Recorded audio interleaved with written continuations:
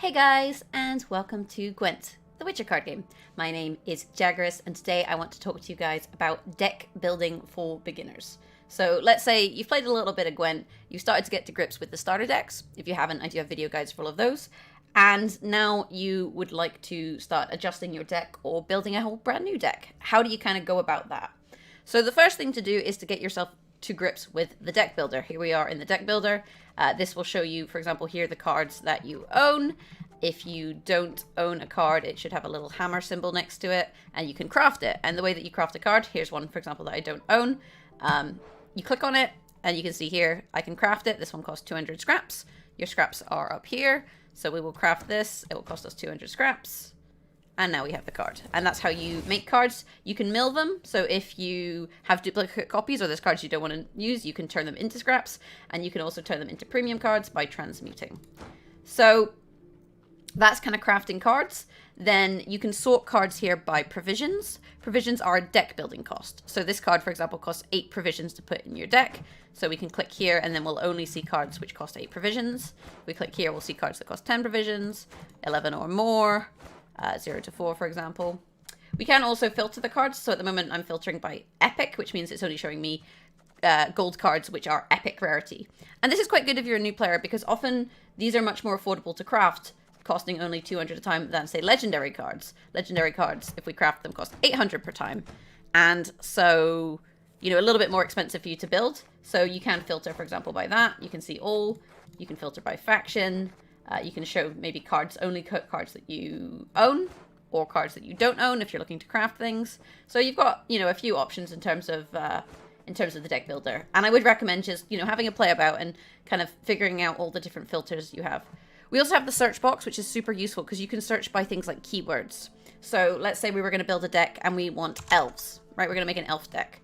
So we've seen people playing scoia'tael and we think that elves are a good option. If we search by elf, this now shows us all cards which are either tagged with the word elf, for example, Vreehead Dragoon, or do something to do with elves. For example, here, the Waylay, we damage an enemy unit by 3, and then we spawn an Elven Deadeye. An Elven Deadeye is an elf. So this card is a tactic, but it interacts with elves. So there'll be cards that have interactions to do with the tag, and also the tag itself, which makes it quite useful for deck building, for example. So we can do that. For example, Barnabas here, he's a gnome, but he can boost an elf. So that's why he comes up in the search. So that is really useful if you're wanting to build a deck around a certain theme. Do check out the search bar for trying to find cards that might fit that you haven't heard of before. Yeah, so that's the kind of basis of the deck builder. Let's say we're going to start adjusting a deck. So we've got all of our decks here. We've been playing the monster starter deck, and we want to adjust it. So first thing, let's make a duplicate. And this is just in case you absolutely ruin the deck. Then it's totally fine because we've got a spare copy right here. So this is our duplicate of the monsters deck.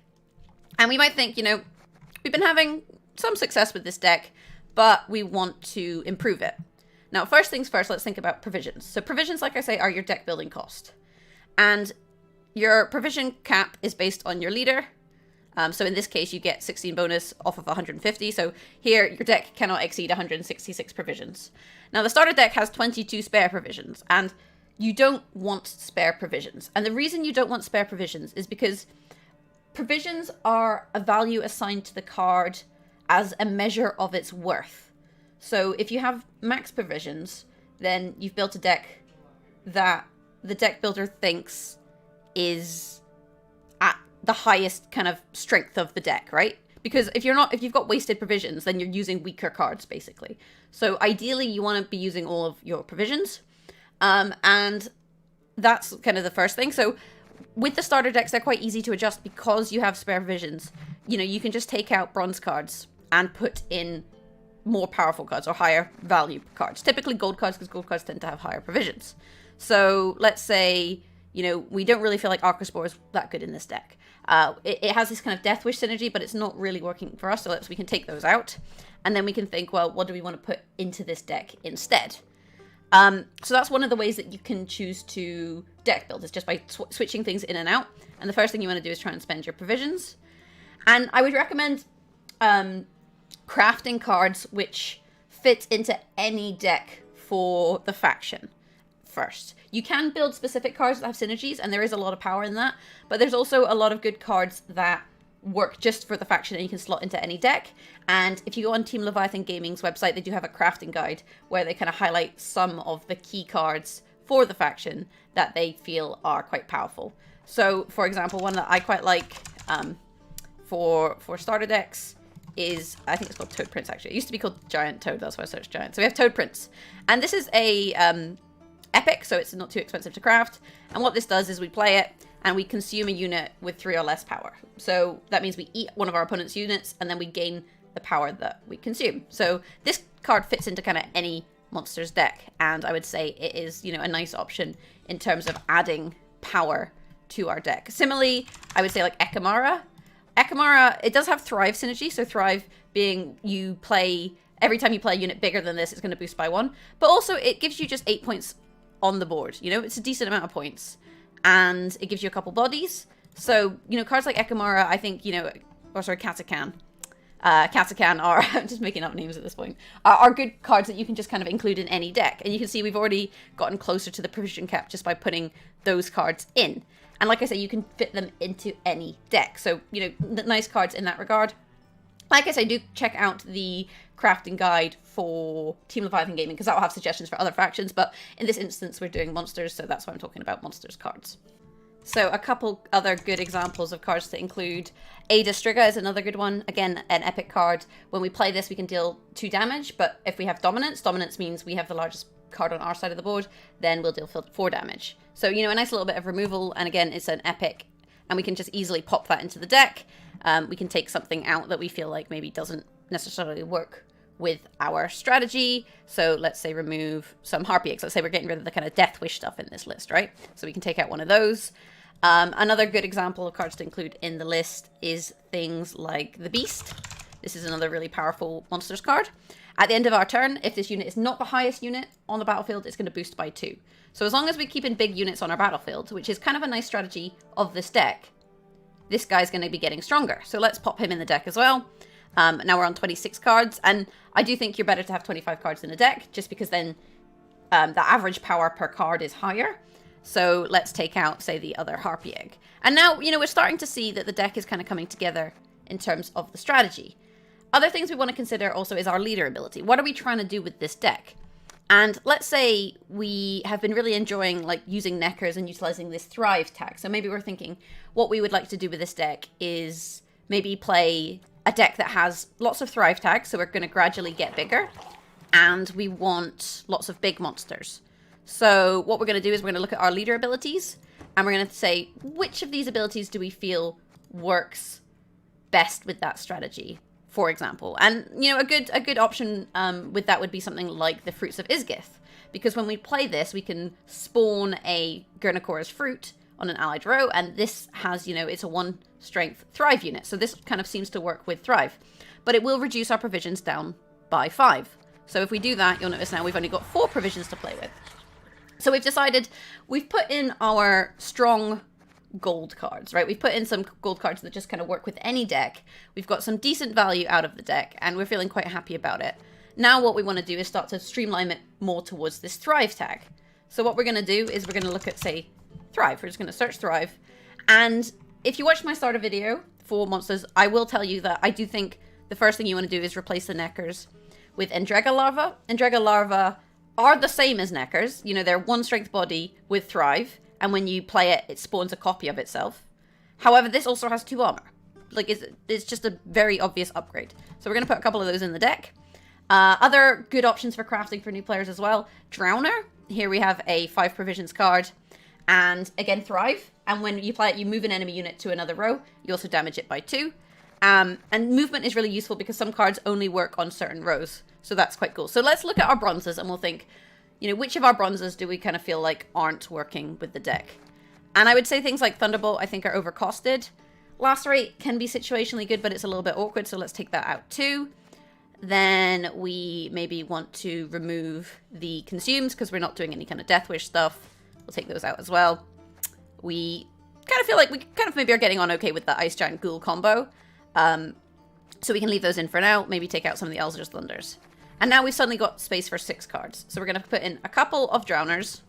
we're going to put in terms of our Thrive options, maybe a couple of Bruxas. So this is a 3 strength unit with Thrive, which gives an enemy unit bleeding for 2 turns. And, you know, what we can do here is we can play the Andrega Lava, then we can play the Drowner, then we can play the Bruxa. And then we've kind of gradually played higher strength units and kind of gained value that way. So we'll pop these in as well. If you happen to have other units with Thrive, you might feel like, hey, maybe I should play these. Maybe these will work out for me. You could do something, say, like if you were playing Penitent, this is a Thrive unit, but if it dies, then you summon a random 7 cost unit from your deck. And if you happen to only have, say, the Beast, we could use Thrive, or the Penitent, to draw the Beast out of our deck. But we do then need a way to kill it, so we would need a way to trigger the Death Wish. So then if we were doing that, that's more of a combo strategy. So maybe we'd want to include, say, something with Consume, like the Harpy, for example. And we can search Consume. We can see kind of what cards can consume things. So we would maybe want to leave the Harpy in the deck. But for the sake of this deck, we're going to go quite simple. So we've left our Wild Hunt Riders in. We've got Argles. We've got space for 2 more cards. We've got 19 provisions. So this is where you're thinking, well, I've got 19 provisions. So actually I can put some expensive stuff in the deck. You know, I don't have to put in, say, cheaper cards. So what else can I put in the deck that's going to work, you know, with this strategy? We do know that we have Osril, and Osril can consume large units from the graveyard. So maybe we want to find some large units. And units are sorted by provisions and then power. So let's like look at, say, the stronger units in the game. We can kind of look at that, and we're looking at high provision cost. And oh, what's this card here? This card has, you know, quite high power. This has got 13 power. And this is Ichern. This is a legendary card. But again, it fits into a lot of monstrous decks because you already have Osril. So we can put Osril and Ichern into any deck, and it's going to work quite well. So this is one I would recommend crafting as well. So we're thinking, well, when we play this, it gains armor equal to the number of cards in your hand. If the unit has no armor, it dies. So we want to play this kind of earlier when we have a lot of cards in our hand so that it has lots of armor to protect it. But it is still, you know, a big power play. So let's pop that in the deck. And then suddenly we've got 24 cards.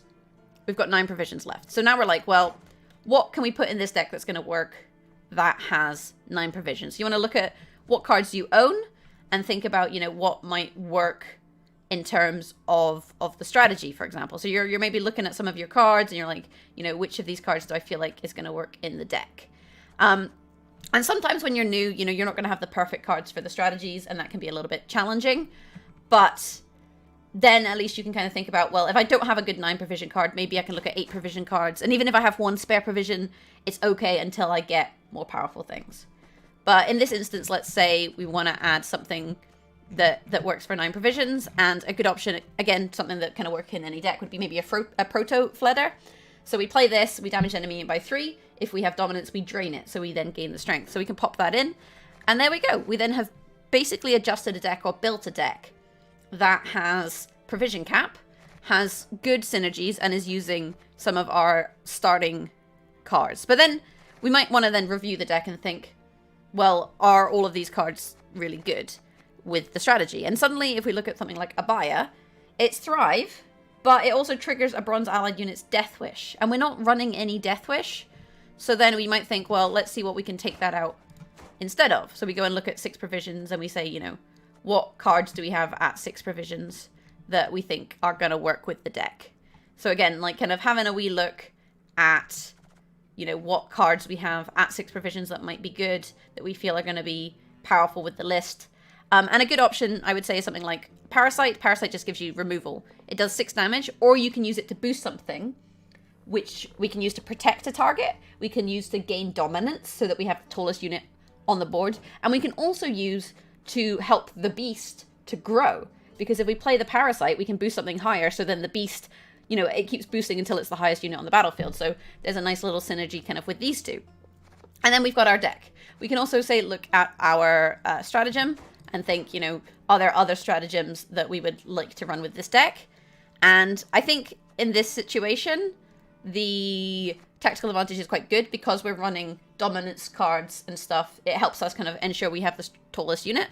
But what we've effectively done here is we've effectively built a deck. We've taken the starter deck, we've made some adjustments to it, and made something that we think is maybe more powerful. The next step, take it into a game, try it out. Think about, you know, am I drawing the cards that I need? Do I draw cards that I should be mulliganing, for example? Do I have too many bronzes?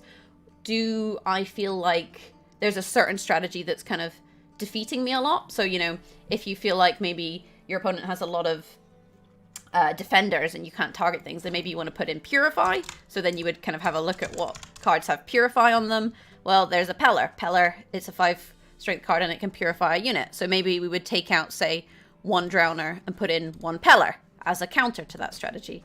Alternatively, we might feel like, you know, maybe we want some lock in the deck, so we can see, well, what are our options for that? You know, we have the Doragare, he has lock, and we can think, well, you know, maybe we want to upgrade something, so we could take out, say, the Alpha Werewolf and put in the Doragare. But now we have, you know, a provision that's incorrect. If we put the Drowner back in, which apparently I failed to do, we're now down a provision, which means we need to downgrade a card. So now you're like, well, you know, if I look at my cards, what can I change to find 1 provision? So we have a lot of, say, 6s. We've got the ghouls, for example. And maybe we could take out a ghoul and put in something that's a 5. A good option for this deck, actually, is something like a Predatory Dive. So we would take out, say, the ghoul and put in Predatory Dive. Because each player destroys their lowest unit. So if you're going second, your opponent plays a card, you play Predatory Dive, it dies. And because you have this whole Fruits of Isgith thing, where you can make fruit, you can always create a low strength unit if you haven't played the fruit yet, and then you lose the 1 strength unit, and your opponent would lose their lowest unit, which can sometimes be something powerful depending on their opening play. So these are the ways that you're going to then adjust your deck. You can kind of tweak the deck a little bit in order to find cards that you need, in order to make the deck more powerful, and that's kind of it. So yeah, so then this was like, you know, this is Baby's first Thrive list, for example. So yeah, then you take it into games, you play it a few times, you think, why am I losing? Or what kind of tools in this deck aren't working? Like maybe you're not seeing a lot of large targets, so you're finding that Geralt of Rivia isn't that useful, in which case you can kind of take him out. You can think, you know, what else is available at 10 provisions that I would like to put into this list. And it's an ongoing process. It's kind of an iterative process. And I will say, it does take some practice in order to kind of get better at deck building. However, I do feel that once you kind of start to do it, it does start to feel, you know, a little bit easier. And yeah, this is kind of one of the ways of building decks. Another way is obviously to start with a completely empty list, and then you would throw in your good gold cards and then build, say, your bronze core around an idea. And you might be thinking, where do I get ideas for deck building? Well, just look at what other people are doing. You know, if you're playing a game of Gwent, look at your opponent's strategy. Is my opponent, you know, running a fun scoia'tael harmony list, for example? Harmony being where you play lots of different tags. Are they playing an elves list? If I'm looking at Skellige, are they doing like graveyard strategies? What is my opponent doing? And then, you know, you could always just try and copy them. Or look at your opponent's cards and think, oh, that was something that my opponent did, which was really powerful. Maybe I can do that. For example, cards like Caranthier, here we have him here, and Living Armor do have a nice little synergy, because what Caranthier does is Caranthier spawns a 1 power base copy of a unit from your hand. However, Living Armor, this unit's power is always equal to its armor, and it has 10 armor. So if you used Caranthier to spawn a Living Armor on your board, it would then go straight back up to 10. But now that we've put those in, we have to take out 20 provisions worth of cards. So maybe we took out, say, Geralt, and maybe we feel like Spear Tip, because we have Living Armor, which is already a 10 strength body, we don't also need a 9 strength body. You see? And that could be something that we'd spotted an opponent doing and thought, hey, how did they do that? I want to be able to do that. Maybe I can put that in my deck. So hopefully that makes a little bit of sense for deck building. If you guys have any questions, do, you know, let me know in the comments below, and I try and, you know, read them all, and I'll try and answer any questions that you have. If you enjoyed this video, maybe leave a like. Let me know what other kind of videos you'd like to see on the channel. And you can always subscribe for more content. Hopefully that's made deck building a little bit clearer. I tried to be a little bit concise. You know, it is something that does take time. And worst case scenario, you can just net deck and find decks on, say, YouTube channels like my own, or what have you, and just use those decks instead. But I do recommend, you know, trying deck building yourself. And if you have an understanding of deck building, then let's say you want to use one of my decks, but you don't have all the cards for it, you can come up with good solutions to replace those cards.